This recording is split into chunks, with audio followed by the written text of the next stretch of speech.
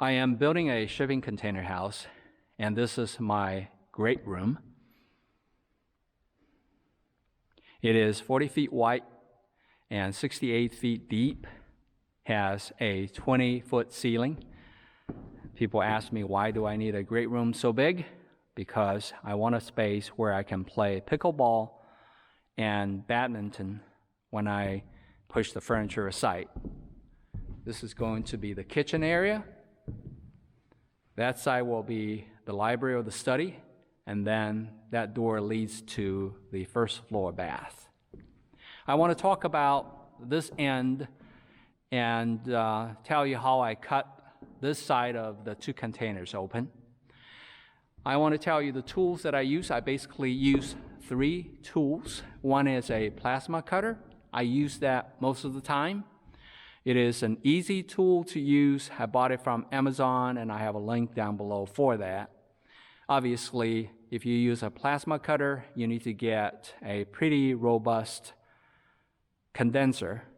So I have a condenser that I bought from Menards, and it has worked flawlessly for, I think, the 4 years I've had it. The second tool that I have is a Metabo grinder. It is robust, it's heavy, but it is just a tool that doesn't fail on you. So I love that one. Then I have a cheap sawzaw for tricky corners that I got from Harbor Freight. It's cheap, but it's easy to replace if you mess it up.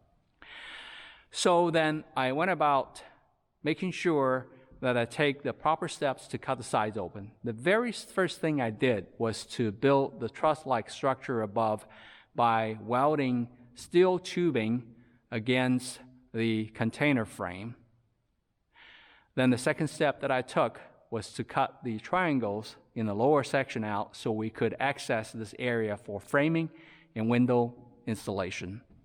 Then I cut open the space down here, and as I talked about before, I welded the top of the lower container to the bottom of the top container, and the bottom of the top container has a 6-inch C-channel, which is so strong it holds 50,000 pounds easily. So it could hang a 2,000-pound roof without any issues. And I had a laser beam against it. There's no sag. And so then the last thing I did was to cut the triangles above to let the light in. So this has worked really well, and the light is flooding in, and I'm happy about it.